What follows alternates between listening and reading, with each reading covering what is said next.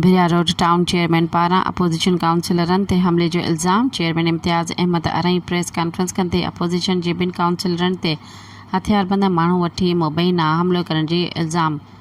Chairman इम्तियाज़ अहमद अरई पंहिंजे office में प्रेस कॉन्फ्रेंस कंदे चयो त माहवार इजलास हली रहियो हो त अपोजिशन काउंसिलर अची हंगामो करे ॾिनो।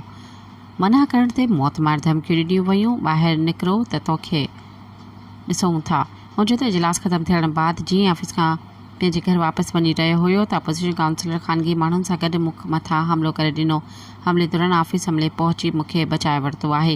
हीउ हमलो खुलियल दहशतगर्दी आहे जेका कंहिं सूरत में क़बूल न आहे। हुन चयो त हीउ हमलो सॼे भिरिया रोड जे अवाम ते हमलो आहे। मां भिरिया रोड जो चूंडियल नुमाइंदो आहियां। हीउ भिरिया रोड जे अवाम सां सरासर नाजाइज़ी आहे। मुंहिंजो त अहिड़े हमले जे NC 6 ॼणनि ख़िलाफ़ भिरिया थाणे ते दाख़िल कई वई आहे।